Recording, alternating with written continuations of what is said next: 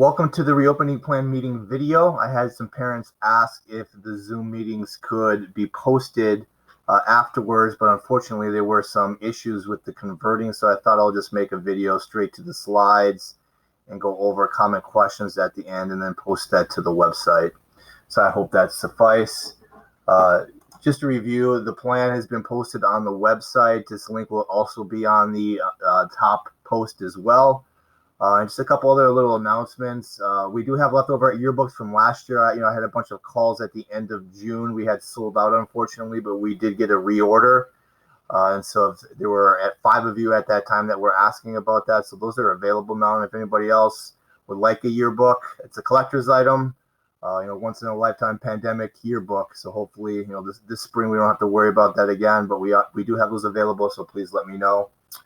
And then lastly, a lot of questions about pre-K for all, and unfortunately, we share your frustrations there.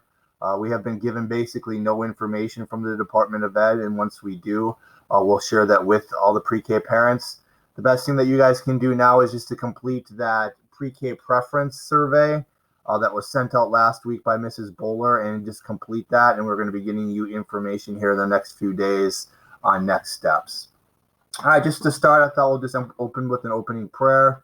Our Lady of Perpetual Help, help me to follow your Son, Jesus Christ, awaken in my understanding and in my heart the faith, hope, and love with which you want me to behold you and invoke you, so I live with an unlimited confidence in your perpetual help. Dear God, grant me the serenity to accept the things I cannot change, courage to change the things I can, and wisdom to know the difference. We ask this through Christ our Lord. Amen. So a beautiful prayer to our Blessed Mother under the title of Our Lady of Perpetual Help, and then also that serenity prayer.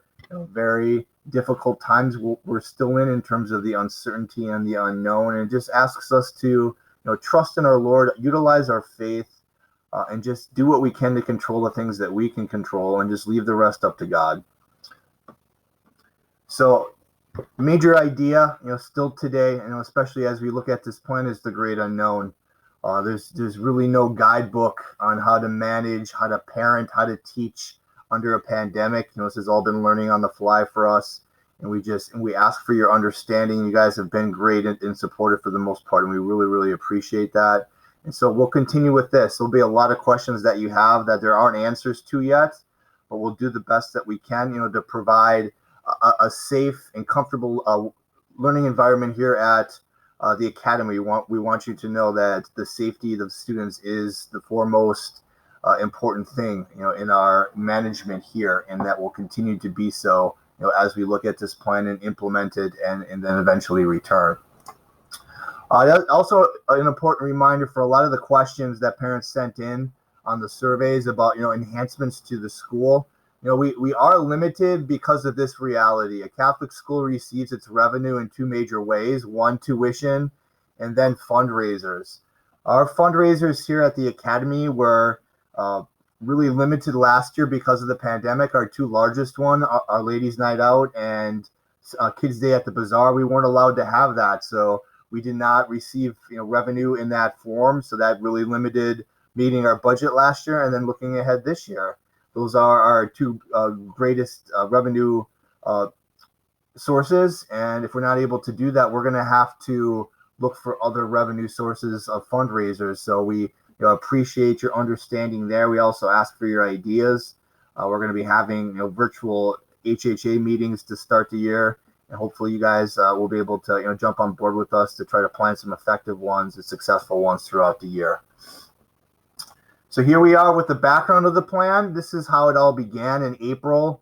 As we were going through the 3rd trimester, the diocese created a logistics and planning committee where they brought together different people throughout the diocese to start looking at a lot of these issues and topics that you're going to see in this plan. Starting in May, principals met weekly to discuss topics and information shared from a principal that was on that committee.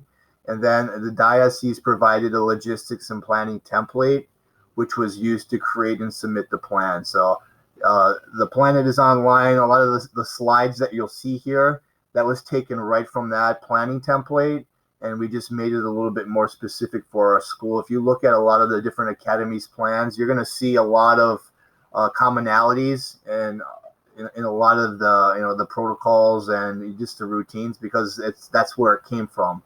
And a couple of questions that came up the last few days in the meetings were, has the plan officially been approved?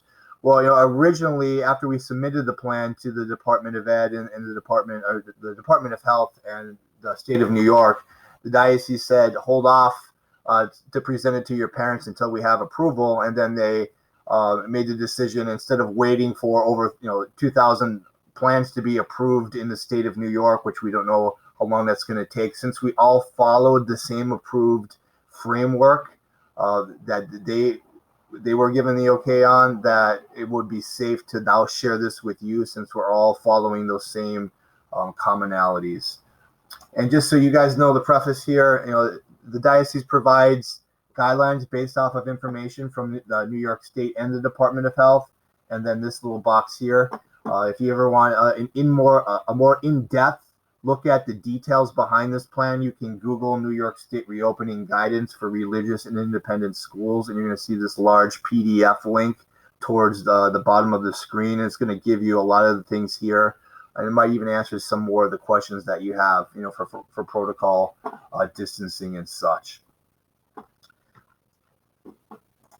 And just so you know, and some of the questions that you want answered, I attempted to put together a response as well in our plan, but this was the response I got back from the diocese, and you'll see it in the red there, awaiting further recommendations from the health department. So there are no definite answers yet to some of these questions, but there will be before we reopen, and everything will be transparent, and we will post these things on the website. So please keep checking back, throughout the weeks up until the first day of school, and we'll have a clearer picture, before September 9th.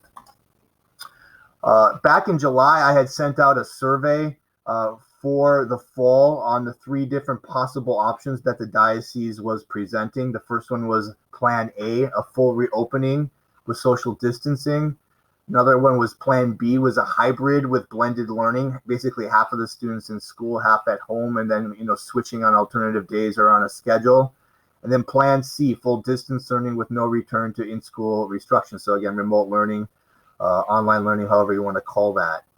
So 95% of the academies in the diocese have gone with Plan A, which is a full reopening. And then the difference between that and the hybrid is only being used in academies where there are not enough rooms or there's not enough capacity to pull off the program. And that's what you're hearing in the Department of Ed. There's so many students enrolled in a Department of Ed school, just say 700 students in a school, 3 times the size of ours, that there's no way that you can bring everybody in on a full reopen plan. So that's why they're going with the hybrid. I know some parents have expressed frustration that they didn't have more options in the terms of, our options here at the academy. But, we are allowed to reopen from our superintendent. He allowed us in our district to do that. And so we're putting together that plan. We'll try to be accommodating in different things, and I'll go over some of those things at the end that came up, some questions. But any reservations that you have with the safety and the concerns with the health, they are offering that full distance approach. And this is, a new offering. This was first introduced last Thursday, so that really kind of changed the planning going forward. I thought we were going to have to present our own remote learning program here at the same time this fall, but the diocese has, because of the concerns of so many, put together the St. Thomas Aquinas Distance Learning Academy. And what this is it's a full-time extensive distance learning academy. So all the questions that parents had back in the spring about, the format and the live classes and the kind of just comprehensive ideas behind it, they have really been working on making that as complete as possible. And it will be a very good product for you to choose. So there's going to be a couple webinars that are coming up here. I'm going to post that information today. That's Thursday here, August 20th. It'll be posted during the day. And there's 2 webinars coming up, one on Friday, one on Monday. Those are the tentative times that they gave me. And you'll see those flyers that they did send. Just a couple catches there. The students must enroll for the whole first trimester in this academy. So let's say that you start with them and you're after a month, you're like, I would rather come back to the academy now. You can't, just, in terms of logistics and their own planning and their own classes, you have to commit to the first trimester, which goes through the beginning of December. And you can't go back and forth. And there was a question that came yesterday. It was, oh, if we start sending our students back in the full reopen and then we don't feel safe or comfortable, can we then enroll them in the distance learning academy? I'm going to ask that question today. Then I'll post that under the distance learning section, just so you guys are aware of that response. And other just things that were told to me about the program, and this is all going to be answered on the two webinars that are coming up. They're looking at a maximum of 25 students in a class, so 25 students to one teacher. And then they're going to put students together from different academies. So let's say that we have 5 students from a certain grade from St. Adalbert apply for this and enroll in this. They would be in the same classes. So that way they would have some type of socialization. And there's going to be activities built in. There's a lot of great things you can do now virtually, socially. So those teachers are going to be up to date on those, and those are going to be integrated into the different lessons and activities during the day. So those of you guys that have questions about that, it will be a very good program, and just more information to follow. So I'm going to be watching one of those webinars as well. So if you need anything clarified after watching that, please feel free, to email me, call me at the end, or in the next few days, and I'm more than happy to help you there. So that's the option that they have. The diocese is giving us now to present to you. And again, those of you guys that have any reservations about this plan of reopening, this is a really, really good and solid option for you to consider. All right, so those are the two choices. And then last night, a Google Form survey was sent out asking you to decide on one of the two. And it doesn't have to be a definite decision right now. It's just helping us right now make our decisions and our schedule for the fall. So if you're leaning one way, please mark that in the survey. If you're unsure, I'll show you a picture of the survey a little bit later in the presentation. Please put that in the comment box. You have to pick a choice at the beginning. So if you're unsure at this time, why don't you just put Plan C, full distance, and then say, I am unsure, I need more information before I make a decision. But for those of you guys that are choosing Plan A, those are the ones that are definite about coming in on September 9th, and you're going to make that full effort to send your student back for full learning. All right, so here we go. These are the different aspects now of our plan, starting with arrival. Students will have their temperature checked at the door. You'll see here, we're going to have an early drop-off program that starts at 7:15. That was on the survey as well. And a lot of questions about that yesterday. Will that be social distance? It will be. And then parents were wondering about the capacity. Well, the gym fits 90 students socially distanced. Based off of the survey responses I've received so far, I've gotten about a third of the student body. And there's going to be plenty of space in the main building because most parents are choosing to send their students right into the classroom starting at 7:45. And that's a great, safe decision. But I know some parents are working and they need to use the early drop-off. If you have any experience and knowledge of how it happened before, like I told the parents last night, it's basically a naturally social distance routine anyway. Is the students that come in early, is they usually are separate from their classmates, so they would come into the gym and then they would just separate into the different parts of the gym and just sit by themselves. So it was naturally social distance, basically from 7:15 to 7:30 every morning. But now we'll just make sure that it officially is. We're going to have those signages on the floor so they know where to sit, and so it's it's safe in there. And then starting at 7:45, students can start coming into the classroom, and then we're going to open up that entrance here. In the annex building, there'll be somebody doing temperatures that's trained and aware on both of those entrances. And if we need to open additional doors, we will. But just based off of a natural flow of how parents arrive, it's going to be fine. Those thermometers go very, very quickly, and you don't have to wait very long to be checked and then to come in.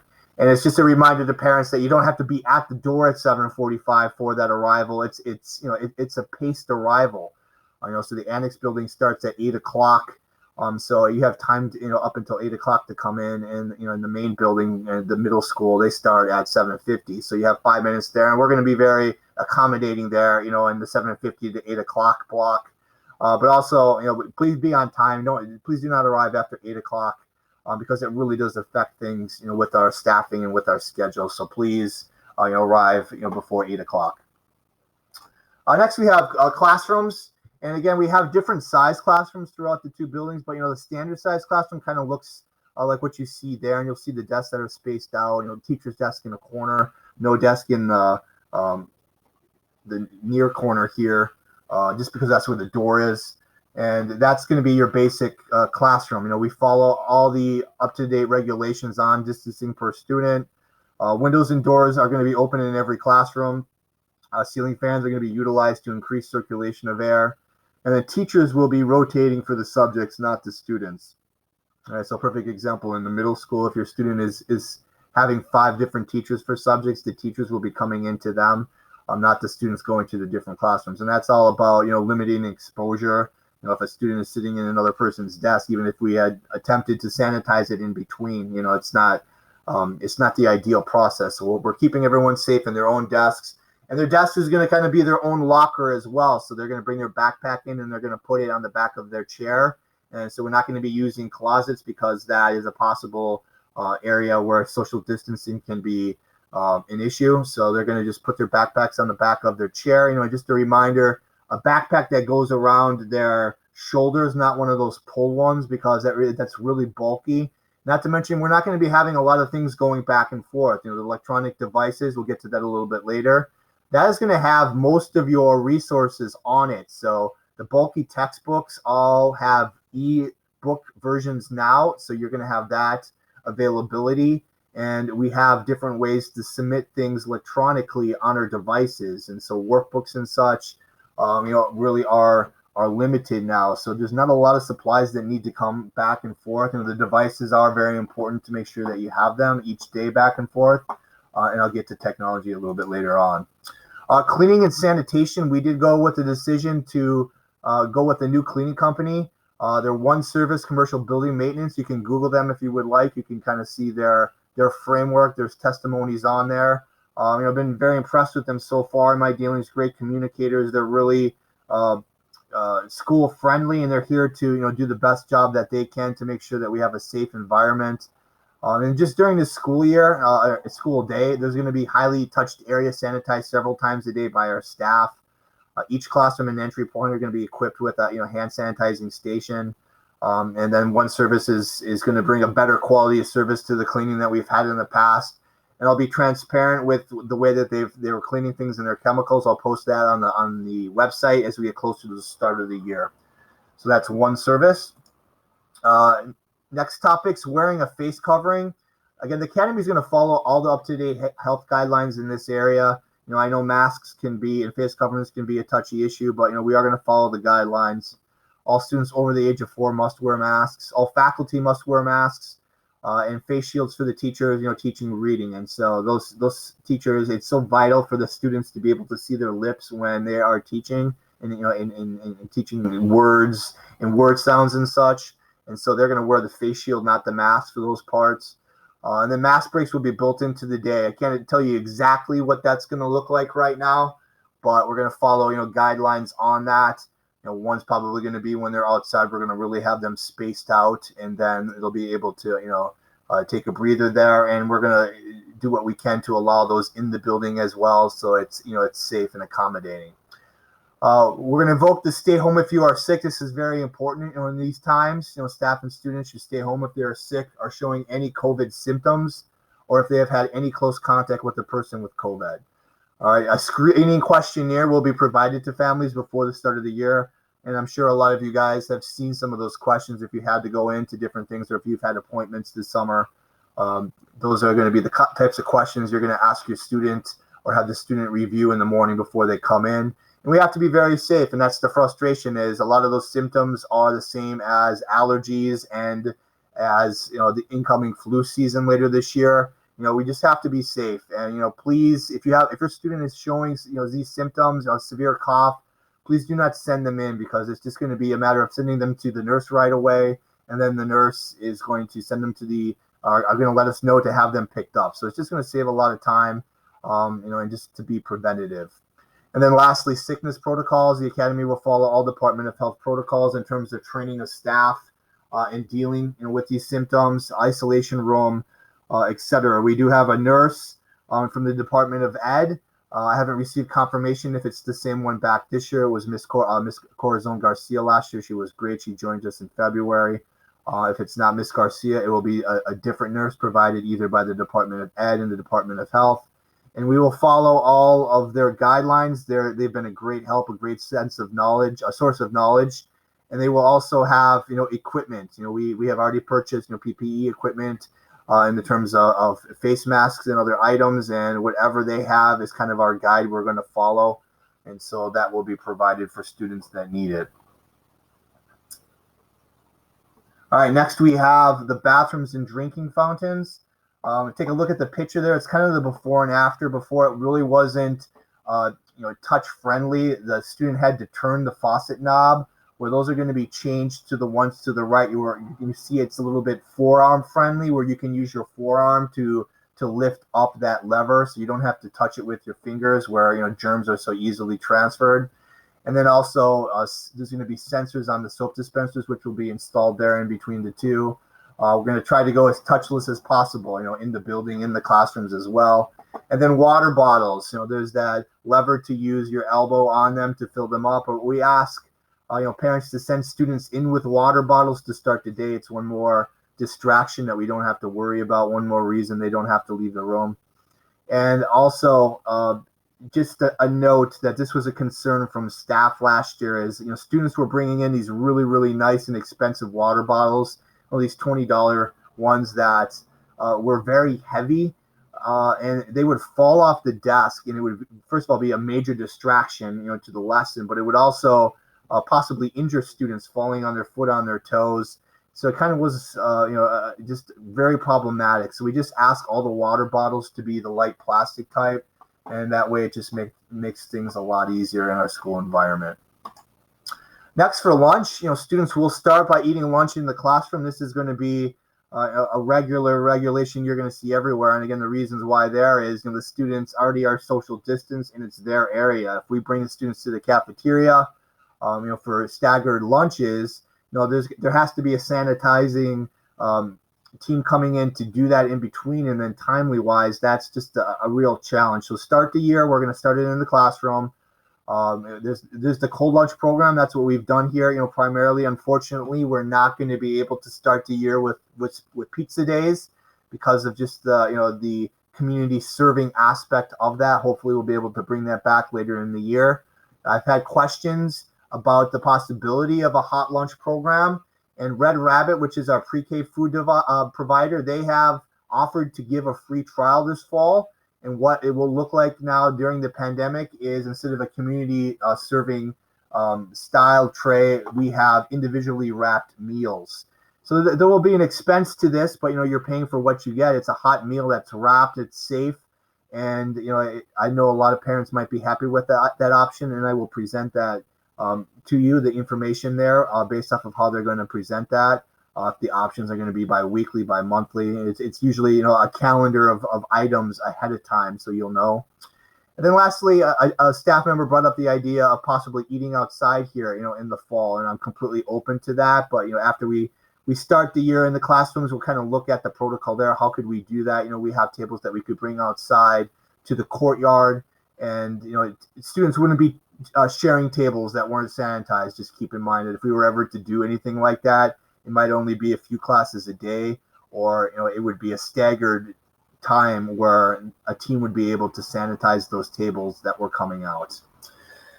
All right, next, recess. We have that's going to be built in. There's going to be a staggered schedule for each class. I would like all of the staff members to all the teachers to bring the classes outside at least twice. Maybe not for extended periods both times, but at least once for recess is going to be extended. And we're going to have to have them socially distance. And I know that's the challenge of being a kid, is you're so used to being around your friends and being in close and socializing in that way. but this is the reality of our times, that it always has to be social distance, and it's just a matter of training. This is a completely different style of school that the students will get used to very quickly, and recess is one of those things that's going to have to be distanced as well. Dismissal, we're going to have a staggered schedule. We naturally have kind of a staggered dismissal schedule anyway, especially in the annex. With kindergarten starting first and grade 1 and 2, we'll set times specifically at the beginning of the year, but it has a very natural flow to it, and I think it will continue to do so. And just one reminder, no playing in the schoolyard. I know a lot of students are happy to see one another, happy to be done at the end of the day, but in terms of safety, and distancing, it's just not allowed. So we just ask you at dismissal, parents, guardians, who's ever picking them up, to take your student and just to head home, just because it's not safe, and we want the courtyard to be spaced out and to be clear, as soon as possible. And then lastly, pick up identification cards. The question was, how can a teacher release a student to someone with a mask on if they don't know the parent? Well, we'll have, especially for the younger grades, the students that are not walking home by themselves, we'll have pickup cards, very big and bold, given to the parent for them to show to the teacher, just hold up basically from a distance, and then the teacher will release them. So more information coming, before the start of school there. We'll have multiple cards, for multiple people in each family that would pick them up. All right, so here's some other programs. Early morning drop-off, we will begin that at 7:15, and like I mentioned before, they'll be socially distanced. And students coming to that must demonstrate good behavior. The after-school program, we will have an after-school program. It will be, modified to fit all of our guidelines here with social distancing. There's going to be different activities offered. We just don't know exactly what we can plan right now, because we need to know the number of parents that are going to be interested. And for those of you that are new to the school, it is a paying program, so we're flexible there on how you want to pay, if it's by day, if it's by week. And Miss Winnie does a really good job with her team, and we will modify that program to make it work. And then for students in grades 6 through 8, it's a free after-school program called Sonic. It's a great program, to build student interest and to work on their talents. I've seen some very amazing performances by our very talented students through there, in the terms of drama and music. And so if you're a student in 6 through 8, we're going to attempt to start live. We have classrooms throughout the day that are not being used in our facility, that those would be ready to go for Sonic After School, and more information to follow on that. Next is communication. With any type of health concerns here, we're going to be reporting to them. The superintendent and the head of HR, the superintendent especially, is amazing at getting back to principals almost immediately on any of the questions that they have. So they're going to guide us on the next steps on anything that we need to do. Any closing decision will be made under their guidance. Parent communication, option C, parent alerts will continue to be sent out, but what I would like everyone to do is to sign up for the new St. Adalbert Remind here next week. That's just going to make communication so much easier. I'm able to do a message as I'm walking from the annex building to the main building, so you guys can get that in a matter of seconds. If I was going to make that message under a parent alert, there's so many steps that I have to make on that, and so many little procedure steps that have to be taken, not to mention there's a processing step after it's submitted that usually takes 5 to 10 minutes before it goes out. So you can see the difference in transition time. And then also, if you have any questions, you can immediately send it to me through St. Adalbert Remind, and it comes straight to me. It doesn't go to everyone. So it's a really great way, to have a dialogue and just to be in touch back and forth. And so I would really like everyone to sign up for that. Next is readiness to transition.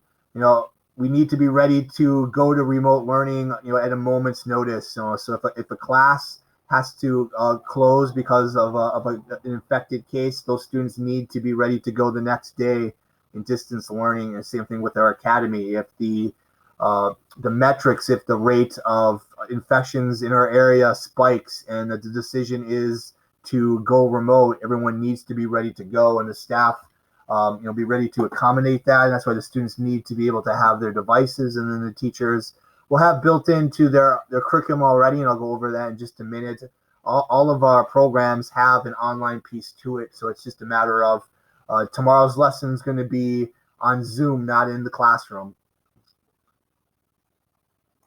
So this is what a full distance learning schedule tentatively would look like. So you're going to see the different subjects are going to all have that live session too. This isn't more of an upper grade schedule. For the lower grades, maybe not as much live sessions, but we would like, as much live as we possibly can. And, this is a reminder using our next piece here with the technology. It's our goal to make the student as independent as possible on this device. No offense, parents, but we want the student doing his own work. I appreciate the support some of you guys have done with your student, but we should be at the point now with these programs that the student is able to log on. It's just a matter of clicking a couple buttons and just having them ready to go. And so the first couple days of school, the teachers will go over, what a live session would look like at home. They can practice in their classrooms there. They can do their own little virtual lesson inside the classroom. And so the students will really be equipped well, first of all, with their device, and then next with the routines on how to do that. And so that's a part of that wonderful grant that we received through DeSales. So thanks again, parents, for your participation in that. And all of our devices have all the programs that we need. And one of the questions on the St. Thomas Aquinas program is if a student chooses that, will they get a device? Yes, your device is going to be assigned to you whether you take classes with us here or through St. Thomas Aquinas. Our curriculum, again, it's mostly the same programs as we used last year, which are really e-digital friendly. One addition is this program called iReady. This is going to be used also in the St. Thomas Aquinas program. And this is a really great online program that really goes into the learning standards that are tested in the testing grades, and they go back into the earlier grades as well to develop those skills. And it's very data driven. So, a perfect example is, let's say there's an activity on finding main idea in a passage supported by details. So there would be a passage that the students are asked to respond to, and then their responses are generated by iReady, and it's going to give supporting questions and activities and steps to help them if they struggled with that question. So what it is it's differentiated, and so it's very possible for 30 students in the classroom to all be 30 different things at the same time because it adjusts the learning level for them.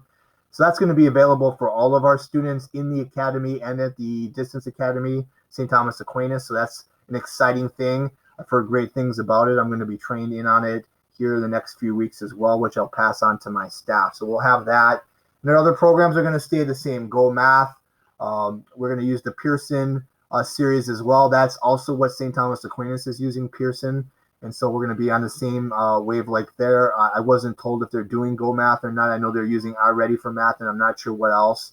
But one big difference is, here in kindergarten, we use Super Kids, and then we also use the Junior Great Books program throughout the academy. And that's a amazing program to, build critical thinking skills, reading, writing, and speaking. And that will be done in class and remotely, through our St. Alabra program if we need to. And it's a really great program that we can do, through Zoom if we need to do that.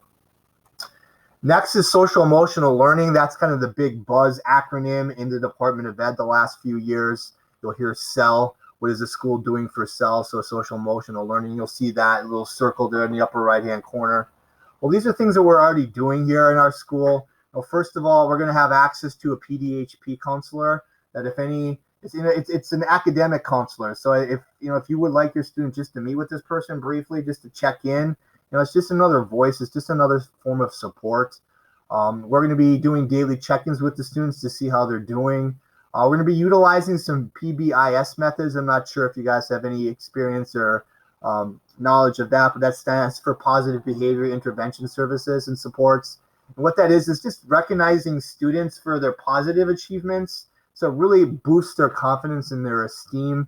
And we kind of started to do that through social media towards the end of the year last year, recognizing students. And we're going to do that school-wide on our website and in different ways there. And then lastly, I'm going to implement my own program that I came up with this summer that's called LIT, We want the students to be lit this year in our school, to be lit, and that stands for leadership and training. And this is basically based off of character traits. I'm sure some of you guys have of knowledge of schools that have a character trait of the month. Well, what I decided to do was use those 3 letters, LIT, and they're going to have, the students are going to build character traits, virtues, based off of those letters for each trimester. So there's going to be a trait for the letter L in the fall, winter, and spring, like same for the I and the T. So there'll be 9 character traits that they will have the opportunity to practice and master throughout the year. And this is going to kind of be a challenge program where a student is going to have to earn it. It's not like everybody that's just looking at this is going to receive the reward for that trait. They're really going to have to earn it, and knowing the type of students that we have, especially in the upper grades and their capabilities, I really see great things that are going to happen there. And we're going to share those success stories on the website as well. It's going to be really great to see your students being leaders, which is so important today in our world that's so divided and is so full of unrest. Is we just need leadership. And so I think this program is really, really going to help build those characters and students and all of these things under our cell. Again, it's underlying already. I say this all the time. There's always such a great sense of joy and comfort of students in our school, and that's a testament to the parents for doing such a great job of raising your students, our staff and teachers, of making them feel comfortable in their classes. And, we know that's going to continue, and we look forward, to making them feel comfortable. So the next steps is last night, the Google Forms survey was sent out, and it had those questions there. So again, if you are unsure at this time, what you could do is just here in the comment box, just put unsure at this time. But if you could put distance learning for that, just so the full reopens are the students that I know for sure are going to fully reopen, so we can start our planning there. The webinar, again, is going to be tomorrow and Monday. I'm going to post that information here on the website.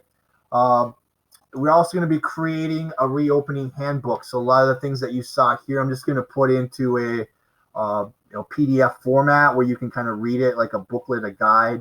And it will be reviewed by the teachers to present to their students on the first few days of school. It's going to be like an orientation, a training in on this is the way school is going to be now.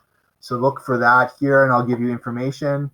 And then this was the part where we got to the questions, and so I gave the parents that were there the opportunity to share their questions, unmuting themselves or doing it in the chat box. And I also shared a lot of the responses from the Google Form survey earlier in the day that was sent out. And then these are just some very common ones that I'll go over. And then anything that's not answered here, you guys can definitely email me, call me here at the school. But ventilation came up a lot.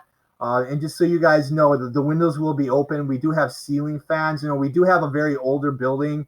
That's the unfortunate thing of our academy. It is old.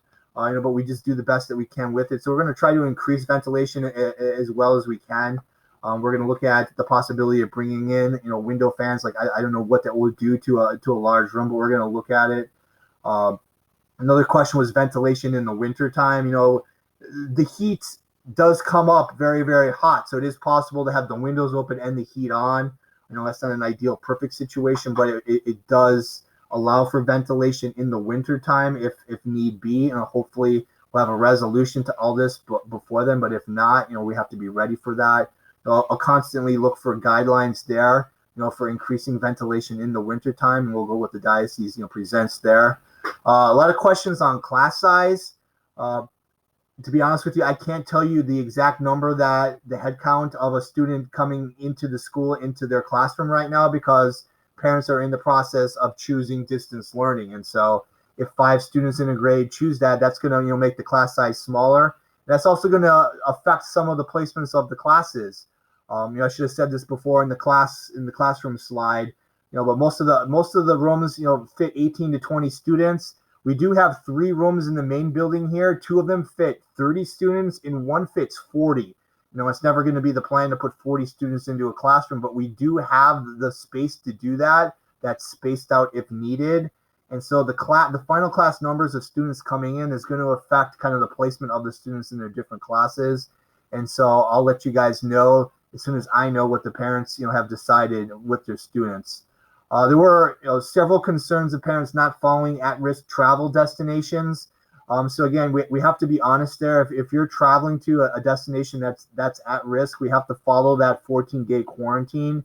And we just, we ask for you guys to follow that. It's very possible for you guys to do the assignments that we would post remotely, and that's a great piece of our technology. If a student is absent, they can still do the work at home with the assignments that are posted in Class Dojo or Google Classroom.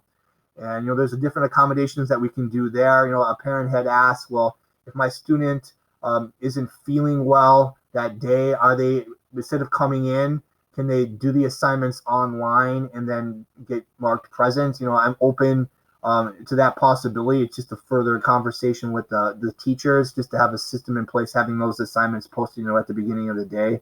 So, more information to follow there if that's something that you would like. And then also the concern of parents to say, students should not be coming in if they're sick, because, sometimes parents see students walking in the schoolyard coughing away at the beginning of the day. We just ask parents to follow, those guidelines and that checklist. If they have this symptom, they should not be coming in, because it just means that we're going to have to send them home right away. And that just is a lot of impact on time and effort. So please, be preventative. Again, the pre-K for all, unfortunately, very limited information that I have right now on that. And once I have more, there's going to be a separate pre-K for all virtual meeting. So I'll let the parents know about that once I know. The last step there was the preference survey. Are you feel comfortable sending them in, or you want them to participate in the remote program? And that would be done by our teachers here. That's only for pre-K for all. And then lastly, where the most questions came was in the diocesan online academy enrollment. A lot of parents asking questions about that. Like, if we choose that, do we have to stick with that? And you have to understand the continuity there, in terms of instruction and just, the student routine as well. That is why they're saying that it's a trimester commitment. They would ideally like students to enroll for the whole year, but they understand that after the end of trimester 1 in December, if you want to come back to your regular academy, you may do so. And then, enrollment, nothing would change on your end. You're enrolled here at our academy. The tuition would come here to the academy. And then when they ask for tuition for those students, we would transfer that on our end. You wouldn't do anything. You're going to still have option C access, all the different access that you have now. So the only difference is your student would attend classes through the Aquinas links in the morning, which they would provide to you. So they're going to be providing more information in those webinars. I'll post those on the website, so please look under the Distance Learning Aquinas section. And again, here on the last slide, please feel free to reach out on any question or concern that wasn't answered. Call me here at the school. I'm in the office, every day, and email me at tmorris@dialbrook, set an appointment, for a phone call perhaps. And I want you guys to feel, safe and comfortable. And, I feel very confident with the team of teachers and faculty that we have here, that we are going to do the best that we can to provide a safe and comfortable experience with our reopening plan. A lot of concerns and reservations from parents, and like I told them last night, I completely understand and completely respect that. But if you pay attention to the news, you're going to hear, the health of different things. I had a parent, very impressively discuss, the science of what happens when a sneeze particles, are entered into the air. But the science does show that it is safe for schools to reopen. I've been surprised that some of these officials from the CDC and such, recommend that schools reopen because of that. And the two major ideas behind that is that students are less susceptible to coming down with the virus, and then they are less susceptible to transmitting the virus. So you can see why students do have that opportunity to reopen, and why it is safer. It's because of those two big realities. And I understand that that's not the case for everyone. There's at-risk family members at home, and that there's the risk there that even though my student might have it and their symptoms might be very, very light, that if they brought it home and somebody else were to get it, that's the reality. So I completely understand that safety concern. So we will respect, again, your decision either way. Please take a look at that Aquinas information to make sure that's something that you think would be the best in the best interest of your child. And again, any questions that we have for you or that you have for us, we're here to answer.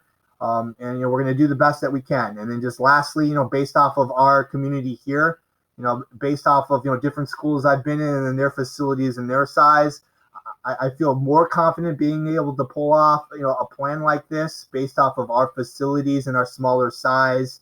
And then already of the survey questions coming in, there are parents that are choosing distance learning, so that's going to make things easier to reopen in the sense of there's less students to have to socially distance, if you catch what I'm saying there.